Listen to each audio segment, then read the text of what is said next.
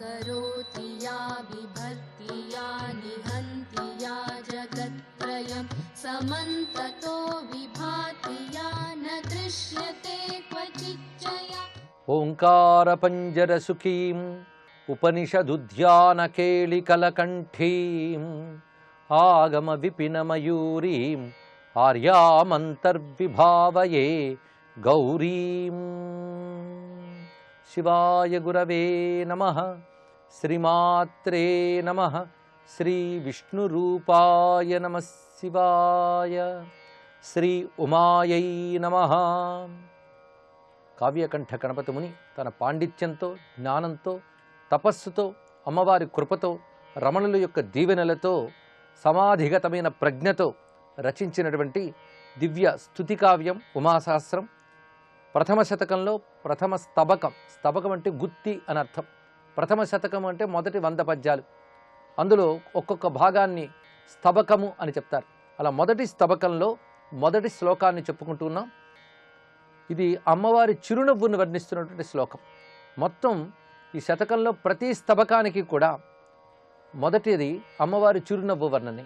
అలా మొత్తం 1000 శ్లోకాల్లో ఒక్కొక్క స్తబకానికి ఒక్కొక్క శ్లోకం చొప్పున మొత్తంగా ఇందులో అమ్మవారి యొక్క చిరునవ్వులు కనబడుతుంటాయి. ఆ చిరునవ్వు మనల్ని అనుగ్రహించుగాక అనే భావం కనబడుతుంది. ఈ అనుగ్రహాల్లో రకరకాల పద్ధతులు చూపించారు. పాపాలను పోగొట్టుగాక, ఐశ్వర్యములు అందించుగాక, జ్ఞానాన్ని కలిగించుగాక, అలాంటి ఆకాంక్షలు ఉంటాయి. ఈ ఆకాంక్షలు ఆ వర్ణనకి రెండిటికి అనుబంధం ఉంటుంది. అందుకే ఆ శ్లోకాన్ని చదివితే ఆకాంక్ష తప్పకుండా ఫలశ్రుతిగా మనకు లభిస్తున్నది. ఆ చిరునవ్వుల శ్లోకాలను దగ్గర పెట్టుకుంటే సుమారు 100కు పైన చిరునవ్వుల వర్ణనలు కనబడుతుంటాయి. ఇంతేకాకుండా అమ్మవారి చిరునవ్వును వర్ణిస్తూ ఒక స్తబకం కూడా కనబడుతుంటుంది మనకి. ఇలాగ అవన్నీ దగ్గరికి తెస్తే సుమారు ఒక 115 పద్యాలు అమ్మవారి చిరునవ్వు మీదే కనబడుతుంటాయి. ఈ దివ్యమైనటువంటి ప్రథమ శ్లోకంలో ఆ చిరునవ్వు మన యొక్క తమస్సుని, తాపాన్ని పోగొట్టుగాక అనే ఆకాంక్షను చెప్తున్నారు. అకారం ఆద్యక్షరం. అమ్మవారి ఉమాసహస్రానికి కూడా మొదటి అక్షరం అకారమే. అఖిల జగన్మాతోమా తమసా తాపేన చాకులాన్ అస్మాన్ అనుగృహ్ణాత్వనుకంపా సుధార్ద్రయా హసిత చంద్రికయా. హసిత చంద్రిక అంటే నవ్వు అనే వెన్నెల. ఎవరి నవ్వు? అమ్మవారు. అమ్మవారు ఎవరు? ఉమాదేవి. ఆ ఉమాదేవి ఎవరు? అఖిల జగన్మాత. సర్వ జగత్తుకి తల్లి అయినటువంటి ఉమాదేవి యొక్క చిరునవ్వు ఎలా ఉన్నది అంటే అనుకంపా సుధార్ద్రయ, దయ అనే అమృతముతో ఆర్ద్రమై ఉన్న చిరునవ్వు. అంటే అమ్మవారి నవ్వులో ఒక ఆర్ద్రతా గుణం ఉంది. ఆర్ద్రతా గుణం ఏది అంటే దయ. అది అమృతము యొక్క ఆర్ద్రత. ఆ దయ ఎప్పుడూ కూడా నశించనది, ఆనంద రూపమైనది కనుక అమృత శబ్దం చెప్పారు ఇక్కడ. ఏది నశించకుండా శాశ్వతంగా ఉంటుందో, ఏది ఆనందస్వరూపమై ఉంటుందో దానికి అమృతం అని పేరు. అలాంటి అమృతం అది. పైగా అమృతానికి సుధా అంటారు. ఆ సుధా శబ్దాన్ని ఇక్కడ ప్రయోగించారు. సుధా అనడంలో అమృతము అనే అర్థం కనబడుతున్నా సుధ అనేటువంటి మాటలో సుష్ఠు ధార్యతే ఇది సుధ, చక్కగా ధరించున్నది అని అర్థం. అంటే చక్కగా సర్వ జగత్తుని పోషించేది అమ్మవారి యొక్క చిరునవ్వు. అఖిల జగన్మాతో మా తమసా తాపేన చాకులాన్ అస్మాన్ అనుగృహ్ణాత్వనుకంపా సుధార్ద్రయ హసిత చంద్రికయ. అమ్మవారి యొక్క దయతో కూడినటువంటి అమృతమయమైన ఆ చిరునవ్వు మన యొక్క తమస్సుని, తాపాన్ని పోగొట్టుగాక అన్నారు ఇక్కడ. తమస్సు అంటే చీకటి, తాపం అంటే వేడి, వేదన అని అర్థం. మన మనస్సులో 2 దుర్లక్షణాలు ఉన్నాయి. ఒకటి తమస్సు, అది అజ్ఞానం. రెండవది తాపం, ఇది దుఃఖపూర్వకమైనటువంటిది. అజ్ఞానము, తాపము ఈ రెండిటితో మానవుడి మనస్సు ఎప్పుడు కుతకుతలాడిపోతూ ఉంటుంది. ఆ అజ్ఞానము, ఆ తాపము పోతే దాని పేరు మోక్షము. అజ్ఞానము, తాపము లేని ఒక స్థితి మనం ఊహించను కూడా ఊహించలేం. కనీసం ఊహలో గ్రహించినా ఆ మోక్షానంద అనుభూతి తెలుస్తుంది. అజ్ఞానము, తాపము ఈ రెండు సంపూర్ణంగా నశించితే లభించే మోక్ష రూపమైన బ్రహ్మానందం ఏదైతే ఉన్నదో అది అమ్మవారి చిరునవ్వు కాంతిగా ఇక్కడ వర్ణింపబడుతున్నది. అలాంటి ఆ చిరునవ్వు కాంతి వల్ల మన లోపలి తమస్సు, తాపము పోవుగాక. వెన్నెలకి 2 లక్షణాలు ఉన్నాయి. ఒకటి చల్లదనము, రెండవది వెలుగు. ఆ చల్లదనం వల్ల తాపం పోతుంది, ఆ వెలుగు వల్ల చీకటి పోతుంది. అందుకే అమ్మవారి నవ్వుని వెన్నెలతో పోల్చడం వల్ల ఆ నవ్వు కారణంగా మనలో అజ్ఞానమనే చీకటి పోతున్నది, తాపము తొలగి శాంతి లభిస్తున్నది. అందుకే శాంతికారకమై, జ్ఞానకారకమై, జ్ఞానాన్ని శాంతిని ప్రసాదించేది అమ్మవారి యొక్క చిరునవ్వు అని చెప్తున్నారు.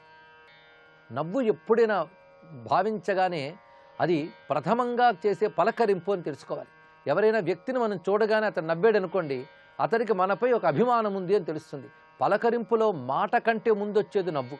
అందుకే అమ్మవారు నవ్వునే ముందు చెప్పడంలో భక్తుడి పట్ల అమ్మవారు సుముఖ భావంతో ఉన్నారు అని తెలుస్తున్నది ఇక్కడ. అలాంటి అమ్మవారి చిరునవ్వుని ఇక్కడ ధ్యానించారు. తమస్సుని తాపాన్ని పోగొట్టి జగన్మాత యొక్క ఆ నవ్వు మనలను అనుగ్రహించుగాక అన్నారు ఇక్కడ. ఈ అనుగ్రహ ఫలం ఈయన పొందాడు. ఉమాశాస్త్రం రచించేటప్పుడు జరిగిన సంఘటనలు మనం కొన్ని చెప్పుకున్నాం. మొదటిసారి భయంకరమైన ఆకలి వేసినప్పుడు ఎచ్చెమ్మాళ్ళ అనేటువంటి ఆమెకు అమ్మవారు కనబడి ఇతడి వద్దకు భోజనాన్ని పంపించింది. అదేవిధంగా గోరు చుట్టు ఏర్పడినప్పుడు క్రింద ఉన్నటువంటి ఒక వైద్యుడికి కలలో అమ్మవారు కనబడి పైన తపస్సు చేసుకుంటున్నటువంటి ఒక సిద్ధపురుషుడికి గోరు చుట్టు మొలిచింది, నువ్వు వెళ్ళి శస్త్రచికిత్స చేయని చెప్పిందిట. అప్పుడు అతను బయలుదేరి పైకి వెళ్ళాడు. అయితే తపస్వి అనగానే రమణ మహర్షి అనుకుని ముందు రమణ మహర్షి వద్దకు వెళ్ళి మీ గోరు చుట్టు వచ్చిందిట, అమ్మవారు చెప్పారు, నేను చికిత్స చేయడానికి వచ్చాను అన్నాడు వైద్యుడు. వచ్చింది నాకు కాదు, ఆ తపస్వి గణపతి ముని, ఆయనకు చికిత్స చేయని దగ్గరుండి తీసుకువెళ్ళారు. అప్పుడు ఆయన చేతికి చికిత్స చేశారు. చికిత్స చేసినప్పటికి కూడా ఆ చేత్తో రాయడానికి కుదరలేదు కనుక వ్రాయసిగాండ్రు ఉన్నారు. ఇక్కడ రెండు విధాలుగా అమ్మవారి అనుగ్రహం. ఆకలి వేసినప్పుడు అన్నం పెట్టింది, అదేవిధంగా రోగం వచ్చినప్పుడు చికిత్స చేయించింది.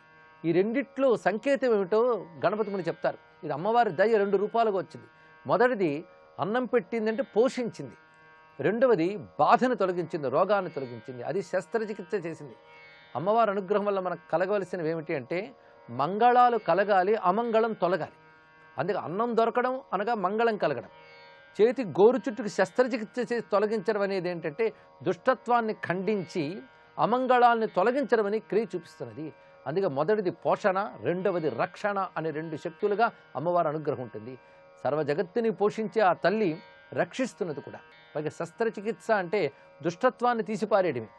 ఆ తల్లి జగదంబ లోకంలో వ్యాపించినటువంటి దుష్టత్వాన్ని తొలగించాలి అనేటువంటి ఆకాంక్ష అందులో కనబడుతున్నది. ఆ రెండు రూపాయల అనుగ్రహం అక్కడ అనుభవానికి వచ్చింది గణపతి మునికి.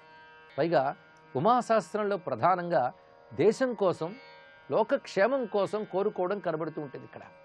ఈ లోకానికి అందున ఆనాడు భారతదేశానికి పట్టినటువంటి అస్వతంత్రతా భావం తొలగాలి, భారతదేశం అన్ని విధాల అభివృద్ధి సాధించాలి. యుగాల నుంచి కూడా సంపదలోనూ అనేక విధములైనటువంటి పుష్టిలోనూ గట్టిగా ఉన్న దేశం భారతదేశం. కానీ వివిధములైనటువంటి విదేశీ దాడులతో క్రమక్రమంగా క్షీణించిపోయింది. మళ్ళీ భారతదేశానికి పూర్వ వైభవం రావాలన్న ఒక తపన మహానుభావుడైన గణపతి మునికి కనబడుతుంది. శస్త్రచికిత్స ద్వారా ఆ తల్లి ఆ దుష్టత్వాన్ని తొలగించాలనే భావం, అదేవిధంగా అమ్మవారు ఒక అస్త్ర సంపదనివ్వాలి, దాని ద్వారా లోకరక్షణ కావాలని భావించాడు. అందుకే పడేవీడులో రేణుకాదేవి యొక్క అనుగ్రహంతో ఒక దివ్యమైనటువంటి మంత్రదర్శనం కూడా చేశాడు మహానుభావుడు గణపతి ముని. ఆ మంత్రదర్శనమే అస్త్ర సంప్రాప్తి అని కూడా భావించవచ్చు. ఇటువంటి ఉమాశాస్త్రంలో అమ్మ చిరునవ్వు తమస్సుని తాపాన్ని పోగొట్టుగాక అని భావిస్తూ తర్వాత శ్లోకాల్లో ప్రవేశిస్తున్నాం. ఇక్కడ ఉమాశాస్త్రం గురించి కేవలం ఒక స్తోత్ర కావ్యం మాత్రమే కాదు, ఇది శాస్త్ర కావ్యం అని కూడా చెప్పుకున్నాం. అంతరిక్ష విజ్ఞానానికి సంబంధించిన ఒక అద్భుతము అనేక శ్లోకాల్లో ఇక్కడ వర్ణించారు.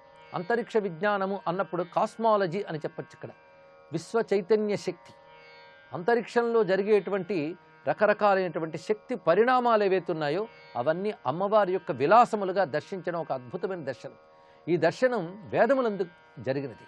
అందుకు వేదమునందు చెప్పబడే అనేకమైన వృత్తాంతాలు, వేదాన్ని ఆధారంగా చేసుకున్న పురాణాల్లో చెప్పిన కథలు కూడా అంతరిక్షంలో జరిగినటువంటి విశ్వ చైతన్య శక్తి యొక్క విన్యాసాలు, విశేషాలు ఇది తెలుసుకోవాలి. అందున ప్రతి భారతీయుడు గుర్తుంచుకోవాల్సిన విషయం ఇది. ఇటీవల ఒక మహాపరిశోధన చేసిన డాక్టర్ డేవిడ్ ఫ్రాలే వివరిస్తూ ఒక మాట చెప్పారు. కాస్మాలజీలో భారతీయ ఋషులు ఎంతో అద్భుతమైనటువంటి విషయాన్ని సాధించారు. అది కాస్మోస్ మీద, అంటే అంతరిక్షంలో ఉన్న విశ్వ చైతన్య శక్తి విన్యాసాలు. ఇన్ని గ్రహాలు, నక్షత్రాలు ఏర్పడ్డాయంటే అంతరిక్షంలో ఎటువంటి మార్పులు జరుగుతున్నాయి. ఈ మార్పులు కాకతాళీయంగా జరగలేదు, ఒకానొక ప్రణాళికాబద్ధంగా జరుగుతుంది. ఇక్కడ ఆ భూమి సంచరించడం, అది సరిగ్గా తనలో తాను తిరుగుతూ సూర్యుని చుట్టూ తిరగడం, ఈ పద్ధతిని ఏర్పరిచినది ఎవరు? ఇది కేవలం ఒక యాక్సిడెంటో కాకతాళీయ అనడానికి లేదు, ఒక పద్ధతి కనబడుతుంది. అలా విశ్వంలో అనంతమైన అంతరిక్షంలో మనకు గోచరించేది కొంత, గోచరించనిది ఎంతో అయినటువంటి విశ్వంలో జరిగే ఈ పరిణామాలు, శక్తి విన్యాసాలు ఇవి వేదముల్లో వివిధ మంత్రాల్లో దర్శించారు. దాన్నే పురాణాల్లో కథలుగా చెప్పారు. అమ్మ పరాశక్తి అని ఏదైతే అంటున్నామో అది విశ్వంలో వ్యాపించినటువంటి ఒక మహా చిచ్చక్తి. ఆ చిచ్చక్తి విశ్వమంతా ఎలా వ్యాపించి ఉన్నది, ఆ తల్లి చేస్తున్నటువంటి అద్భుతమైనటువంటి లీలలు ఏమిటో ఈ శ్లోకముల నుంచి వివరిస్తున్నారు ఇక్కడ. ఇది విశ్వవిజ్ఞాన రహస్య సంబంధమైన శ్లోకములు అని చెప్పవచ్చు. ఉమాశాస్త్రంలో కొన్ని విశ్వవిజ్ఞాన రహస్యాలను చెప్తాయి, కొన్ని శ్లోకములు ఉపాసనాపరమైనటువంటి మంత్ర విశేషాలని ప్రకటిస్తాయి, మరికొన్ని పురాణాల్లో ఆగమాల్లో వర్ణింపబడిన అమ్మవారి యొక్క దివ్య మూర్తులు, దివ్య మంత్ర రాశులు, వాటిలో దాగిన తాత్విక అర్థాలు చెప్తూ ఉంటాయి. మరికొన్ని శ్లోకములు యోగపరమైన మహిమను చెప్తూ ఉంటాయి, మరికొన్ని లీలల్ని వర్ణిస్తాయి. కొన్ని లీలలు అమ్మవారు చేసినటువంటి అసురమర్దనమనే లీలని, శివపార్వతుల కళ్యాణ వైభవాన్ని, ఇలా అనేక లీలల్ని వర్ణించే శ్లోకాలు కూడా కనబడుతున్నాయి. ఇలా చూస్తుంటే ఒక సమగ్రంగా శక్తితత్వాన్ని ఆవిష్కరిస్తున్నటువంటి గ్రంథంలో ప్రథమ శతక ప్రథమ స్తబకంలో 2వ శ్లోకం, నిఖిలేషు ప్రవహంతీం నిరుపాధి విమర్శయోగ దృశ్యోర్మిం అజరామజామమేయాం కామపి వందే మహాశక్తిం, కామపి వందే మహాశక్తిం. ఈ శ్లోకంలో భావాన్ని రేపు పరిశీలిద్దాం. సర్వం శ్రీ పరదేవతా చరణారవిందార్పణమస్తు.